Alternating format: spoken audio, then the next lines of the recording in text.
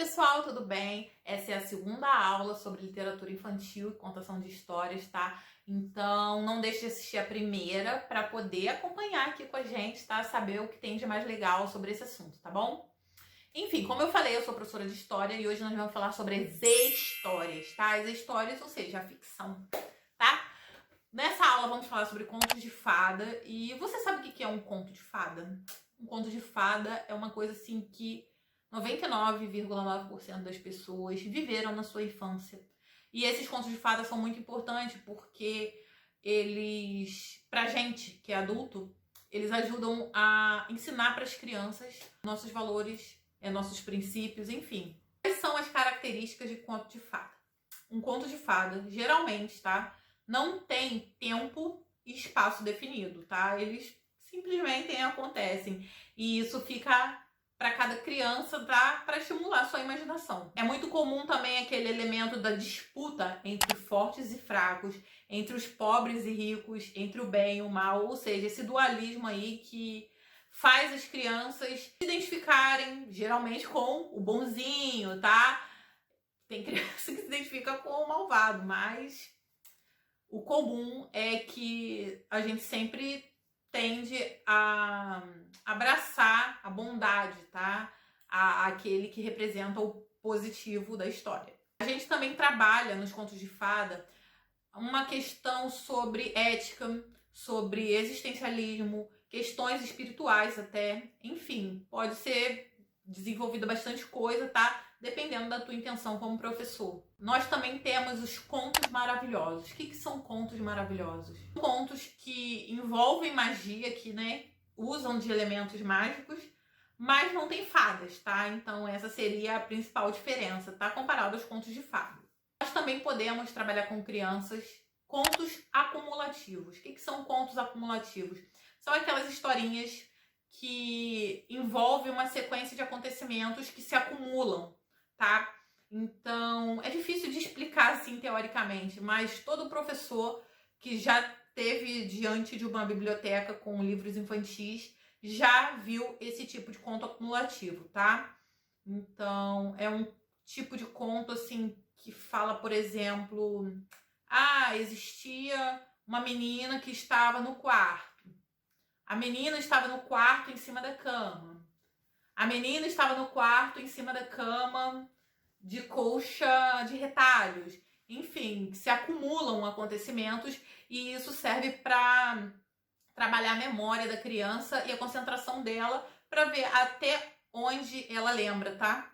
Existem também os contos de repetição, que geralmente são musicados, por exemplo, da velha fiar, tá? Estava a velha em seu lugar, veio a mosca atrapalhar, a mosca na velha fiar. Bom, não sei se vocês conhecem, tá, gente? Se isso daí é popular no Brasil, mas enfim, é um tipo de conto que geralmente é musicado e também serve para essa finalidade, tá? De trabalhar a memória, estimular a memória das crianças e ver até onde elas lembram. Vocês lembram da música do Seu Lobato? Seu Lobato tinha um sítio, ia-ia-ô, e no seu sítio tinha um cachorrinho, ia-ia-ô. Era um au-au-au pra cá, era um au-au-au pra lá, era um au-au-au pra todo lado, ia-ia-ô. Então você usa o cachorro e depois você vai trabalhando outros animais, né? Seu Lobato tinha um sítio, ia-ia-ô. No seu sítio tinha um gatinho, ia-ia-ô. Era um miau-miau-miau pra cá, era um miau-miau-miau pra lá, era um miau-miau-miau pra todo lado, ia-ia-ô. Enfim, essas músicas servem, tá, com essa finalidade mesmo de criatividade e de estimular a memória para ver até onde a criança vai e, enfim, torna também a contação de história mais dinâmica, tá? Mais animada. Eu acho isso muito legal. Nós temos também os contos etiológicos, tá? Os contos etiológicos, eles servem para explicar situações. Vamos supor uma situação de catástrofe mundial, um acidente, alguma coisa grave, né? Negativa, geralmente. E você precisa explicar aquilo ali para a criança. Então você inventa uma história, cria uma história ou pega uma história já criada e dá a sua modificação para poder contar, explicar aquela situação para a criança, tá? Isso daí também é muito comum. Eu lembro de uma situação muito difícil de se explicar para as crianças, que foi quando um jovem lá com uma psicopatia entrou atirando numa escola e saiu matando vários alunos e funcionários. Enfim, explicar isso para uma criança é muito difícil, ainda mais uma criança que está dentro da escola. Então, esses contos etiológicos servem para isso, tá? E você vai precisar usar da tua criatividade para poder falar sem gerar, sabe, um constrangimento, um climão. Falando nesse assunto, nós podemos também usar esses contos para trabalhar os medos das crianças, tá? Quase todos os contos envolvem alguma questão sobre medo. E a escola, ela tem esse papel, né, junto com a família, claro, né, gente? Mas a escola tem o papel de desenvolver a autonomia da criança, tirar aquele medo. E as crianças, gente, podem ter certeza, elas têm medo de coisas tão bobas que pra gente não é nada demais, mas enfim. Eu trabalho em escola há 5 anos e eu vejo que elas têm medos, assim, que, sabe, podem ser facilmente resolvidos, tá? Com uma conversa ou com uma boa história. Vamos falar agora sobre os nomes importantes da literatura infantil, tá? Eu vou começar falando sobre os alemães, os irmãos Grimm, tá? Os irmãos Grimm, eles foram pessoas que conseguiram reunir, tá? E organizar em 2 volumes de livros contos do folclore alemão. Então, eles pegaram, tá? História do folclore e organizaram. Mas, assim, gente, vocês sabem que folclore não é uma coisa, assim, exata, aquilo ali, daquele jeito. Primeiro que folclore é uma ficção, né? Uma lenda. E o folclore, né, que ele é composto por diversas lendas, por lendas que cada um conta do seu jeito. Então, aquilo ali, ele serve até como se fosse um registro da mentalidade da época, das pessoas daquela época, né? Por isso que é tão importante, né, falando de história academicamente. E um dos principais contos, tá, é João e Maria, né? João e Maria já foi adaptado diversas vezes. Enfim, é um conto bem antigo que foi organizado aí pelos irmãos Grimm. Mas não tem só João e Maria, são mais de 200, tá? Outro nome importante da literatura infantil é o nome de Hans Andersen. E quem foi Hans Andersen? É o pai do Soldadinho de Chumbo. Então, essa história do Soldadinho de Chumbo é uma história bem famosa. Agora, se vocês observarem, eu já até li o livro dos irmãos Grimm. Eles têm uma pegada, esses europeus, tá? De lirismo com grotesco. Então, por mais que seja voltado para o público infantil, tem uma coisa assim meio dark, entendeu? Nessas histórias. Assim como o folclore nacional. A gente aprende na escola a versão light, digamos assim. Mas, na verdade, essas histórias geralmente têm alguma coisa cabulosa. E Hans Andersen, no Soldadinho de Chumbo, também. Ele explorou bastante isso. Você já ouviu a história do Soldadinho de Chumbo? Então eu vou botar por escrito aí embaixo, tá?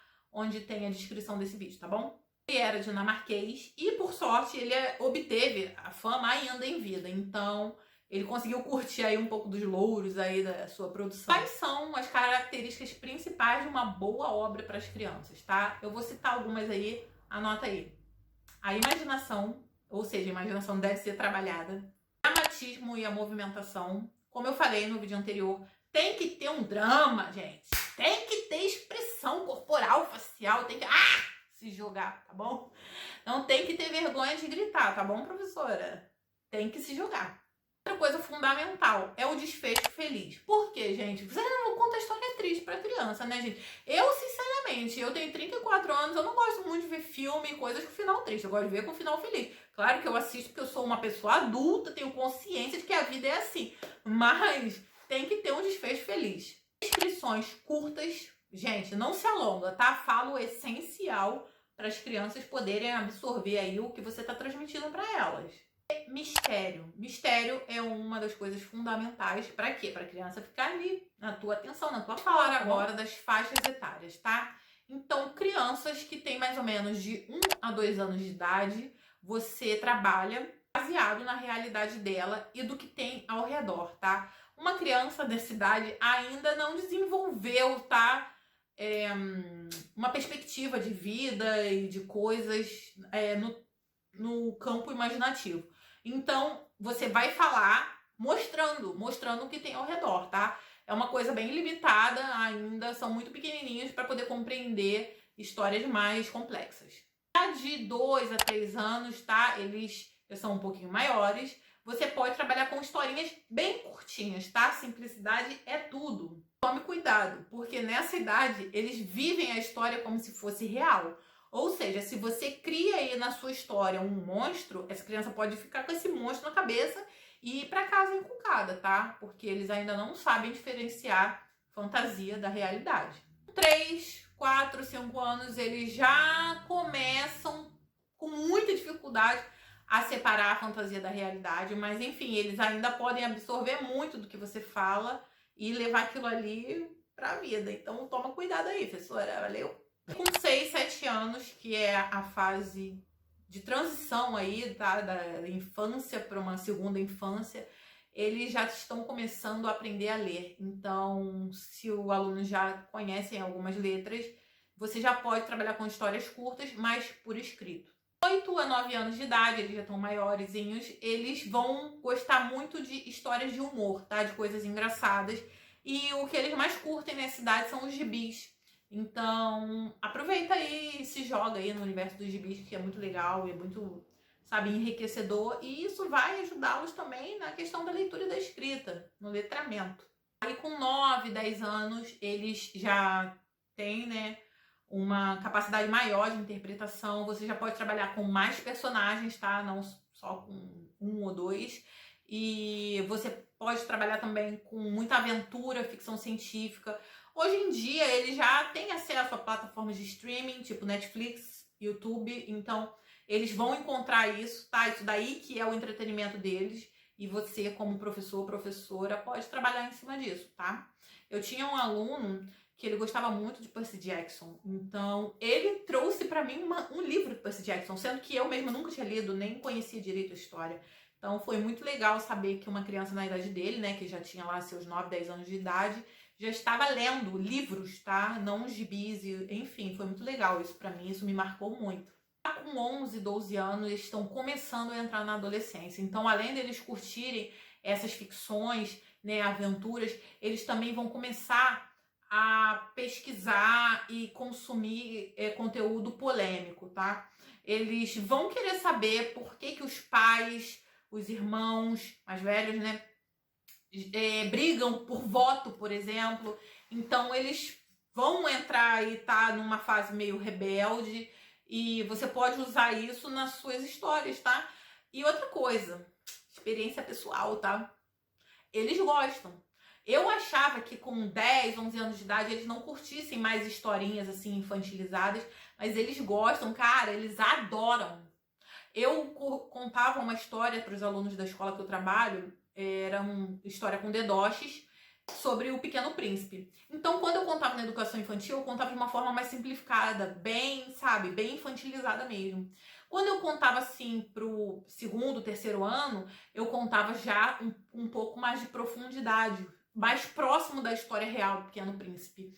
E eu lembro que eu perguntei à professora do sexto ano se eu podia apresentar para a turma dela, mas com aquele receio de pensar assim, eles não vão curtir, eles vão achar que eu coisa de bebezinho, enfim. E eles curtiram pra caramba, foi muito legal, sabe? Isso daí me deixa até, sabe, feliz, emocionada de saber que tem criança que ainda vive a infância. Então, não tenham medo, tá? Até o sexto ano eles vão curtir sim, né? O sétimo, oitavo, não sei porque eu nunca trabalhei em escola com esses segmentos. Mas então é isso, gente. Espero que tenham gostado dessa aula. E se ela te ajudou de alguma maneira, deixa um like, se inscreve no canal. E até a próxima aula, tá bom? Beijinho, tchau, tchau.